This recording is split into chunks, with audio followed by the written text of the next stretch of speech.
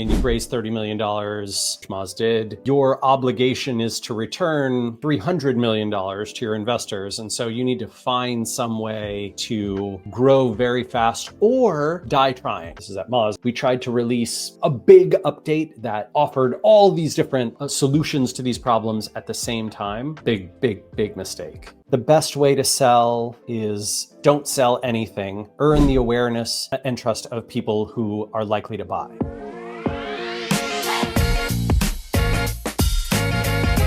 Brand, we're going to ask, what was your biggest lesson running Moz over nearly 15 years?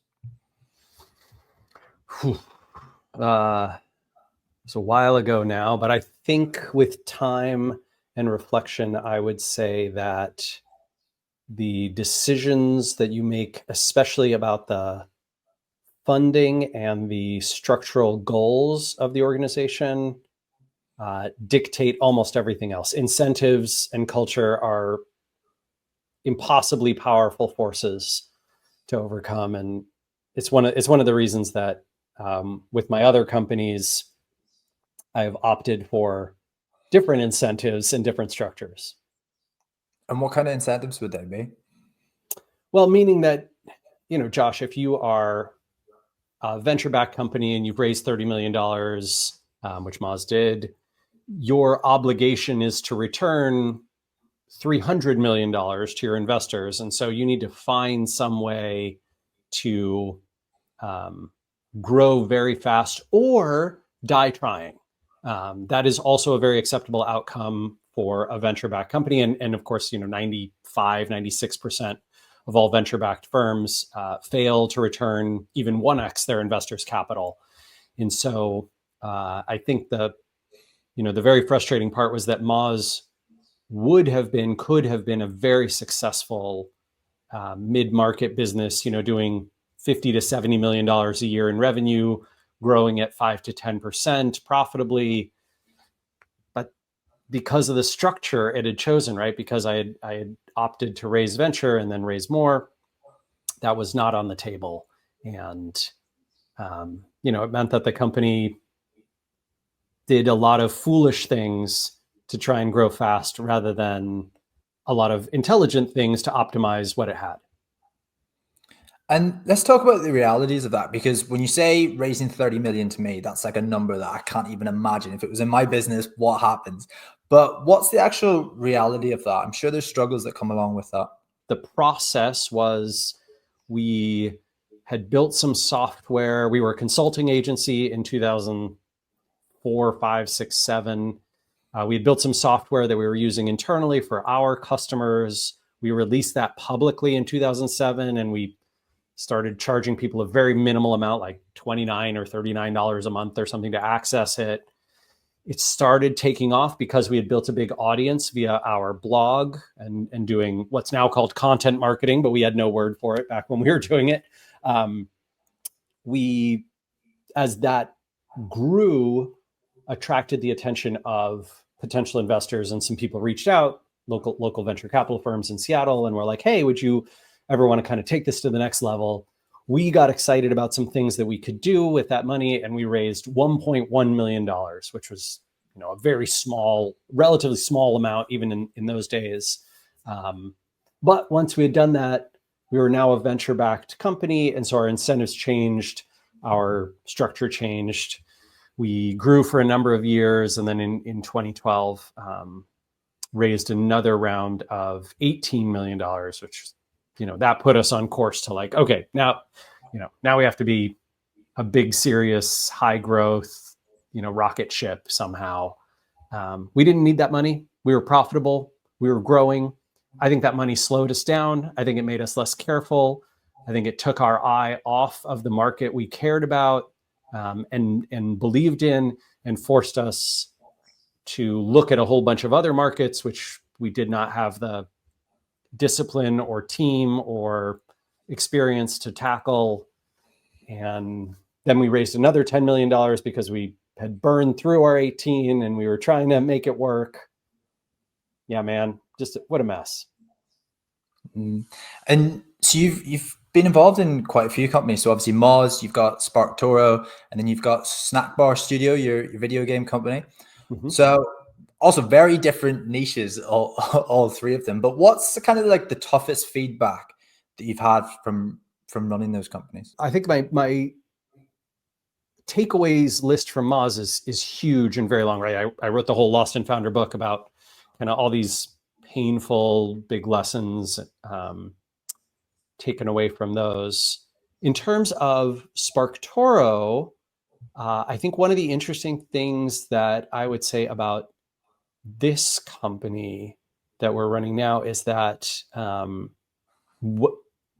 it is much more difficult to build a sort of successful scale up. Like, SparkToro had a relatively easy time getting to a million, 1.5 million in ARR, annual revenue, recurring revenue.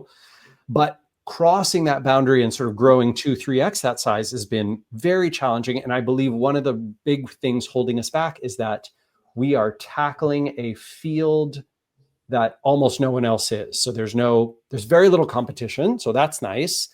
But there's almost no one who has the job title or role or obligation to do the work that SparkToro helps with.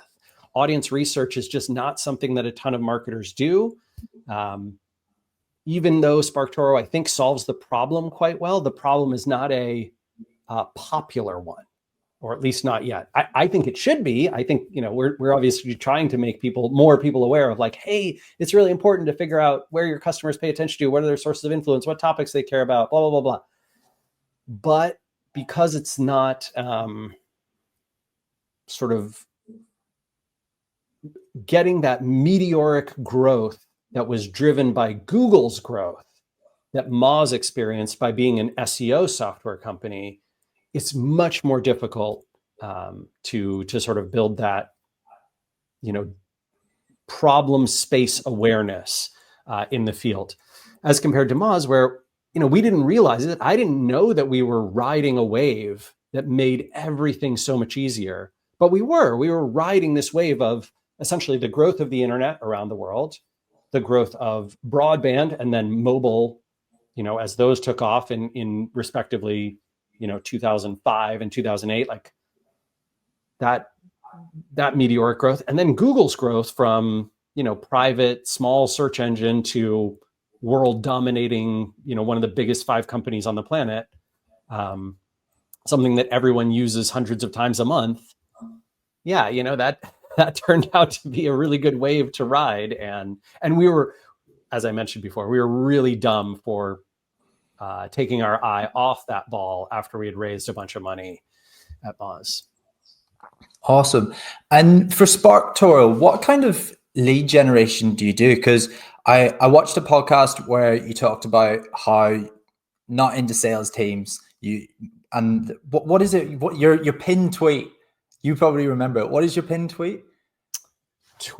I don't use Twitter so much, but I think if I remember correctly, it's the best way to sell is to sell something is don't sell anything, earn the awareness, trust of people who are likely to buy. And that is certainly what SparkToro does. So we don't do any paid advertising yet. We probably will at some point in the future, but right now, all of our growth has been driven by organic social conferences and events, podcasts and interviews and YouTube channels like this one. So thank you for that. And those and being present in our audience's sources of influence.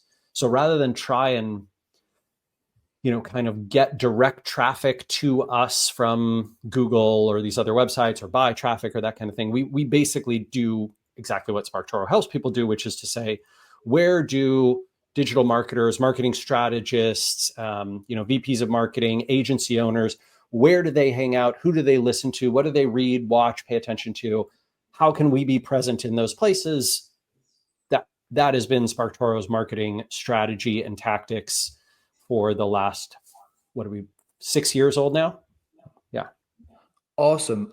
What about email newsletters, because I've heard you talk about you guys have got big numbers with subscribers. So what advice would you give to business owners trying to grow their newsletter? I think we've had more than 200,000 people sign up for our email. We consistently prune the list. Every 6 months, Amanda removes anyone who's inactive. She sends an email that basically says, hey, we noticed you haven't opened the emails in the last few months or haven't opened them as much. To stay on the list, click here. Otherwise, we're going to automatically remove you. And that list hygiene, by doing that and removing people, I think our total size is maybe 50,000, 55,000, something like that. But by removing those folks who are not high engagement, our deliverability and open rates look outstanding. And we get into people's primary inboxes rather than their spam folder or their promotions folder. That makes a big difference. And so it really allows us to reach the audience that we want to reach and to resonate with people who actually want to pay attention to what we send them. In terms of building the email list, Amanda could certainly be more helpful here. That's something that she manages and has done an extraordinary job with. But broadly speaking, I think the thing that makes our email compelling is that we create and promote content across our site and our social channels and our interviews and podcasts and the other newsletters that feature us, all those kinds of things, that is helpful to people, even if they're not SparkToro customers and never will be. So we create a product in our email newsletter that is not about the product that we make, but about the problems that our product solves and the other things that our type of customers care about. And so it is a product all on its own, and it's something that's compelling to, read and get in your inbox and browse through every week. It is helpful and useful to those people. It solves a painful problem for them. Awesome. And SparkToro. So for those that don't know, what's the difference of using a service like yourselves at SparkToro than going out and doing your own research with, let's say, surveys? Yeah. To be honest, SparkToro is really about solving a similar problem that surveys or interviews might help with, but with data at scale that is passively collected from, tens or hundreds of millions of people and then aggregated together. So for example, Josh, you might say to yourself, I really wish I could know whether my audience is using AI tools to find things more or less than average, or whether like Pinterest and Reddit are hot with them, or which podcasts they subscribe to most, or what YouTube channels they watch.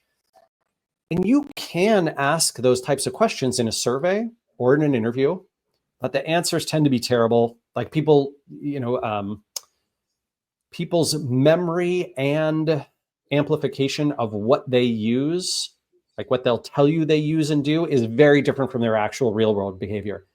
And so it's much better to get that passively collected data from clickstream sources, or from, looking at millions of search results, or looking at people's LinkedIn profiles and seeing what they say in there.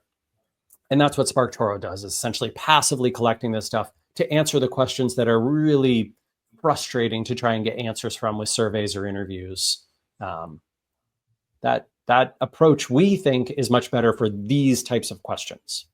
Quick pause. If you're getting value from this conversation about scaling agencies and hiring top talent, I want to share something that might help you. Are you struggling to find A players for your digital marketing agency? We've got you covered. For SEO experts who turn rankings into revenue, head to SEOforhire.co. For paid media specialists who boost your bottom line, check out paidmediajobs.com. And if you're looking for foot rubs, you're definitely in the wrong podcast. All right, let's jump back into the episode. And when you started that, where did the idea come from? Yeah. So I'd been helping a bunch of startups, actually, as like an advisor or an investor. And this problem kept coming up of, gosh, if we could find more places where our audience pays attention, then we could be in those places. And so how do we figure that out? And a lot of it was manual research, or using agencies and consultants who put together big market research surveys which were tens or hundreds of thousands of dollars and would take 3 to 6 months to complete. And what they would give you at the end is essentially this one report that would be, here's a demographics breakdown of your audience. Here's a sources of influence list. Here's a channels list. And Casey and I, my co-founder at SparkToro, looked at that and we were like, someone paid $50,000 and waited 6 months for a report like this. Like, this is not even good. It's not comprehensive. I don't think the data is actually accurate. Surveys are a bad way to get this information. I wonder if we could do this passively across the whole web and then solve this problem for everyone who needs these answers in a really good way. And that is how SparkToro was born, like the concept of it. And I'm kind of proud of us for being able to solve that problem, because it did feel a little insurmountable at the beginning when we were like, yeah, let's do that. Wait, how do we do that? Awesome. And you mentioned mentoring startups there. What's kind of the common mistakes that you see startups making, and how can they fix them? What was is it the Dostoevsky quote where he's like, happy families are all the same, but unhappy families are all different in their own way. And I would say successful startups, usually they've done a few things right. They've hit a market that is perfectly poised to take advantage of the product that they're offering. They offer a product that solves a painful problem in a way that is easy to see why it's better than other solutions out there. And they have found a successful sales and marketing set of channels that play to their strengths and gloss over their weaknesses, right? So for example, if you're someone who's, I don't know, terrible on video and you're super embarrassed in front of crowds and, whatever, you're very, very introverted, but you've got this freemium product that's totally free to try that people love sharing with each other. Great. Fantastic. You have glossed over your weaknesses. You have built on your strength, which is to, build a great product, to identify something that someone can do well, to do a great job coding it, to be fast and effective and efficient and good UX and all that kind of stuff. Perfect. I think this is what successful startups tend to do. Every struggling startup tends to have a different set of problems. It might be a product problem, might be a positioning problem, might be a cost structure problem. It might be they haven't found those marketing and sales channels that work for them. Maybe it's a conversion problem. Maybe it's a problem with the market, like the market is not growing, or it's there's the competition is too strong. The need for the product isn't obvious. So every single one is different in these different ways. And I would say when I talk to folks who are struggling and experiencing challenges, rarely is it the same thing. Oh, you know what is one thing almost all really struggling startups have is co-founder conflict. Like people who fundamentally at the leadership level don't get along or don't see eye to eye on how they should make changes and invest in things. I think that kills more startups than any other one thing, co-founder conflict. Interesting. That's very, very interesting.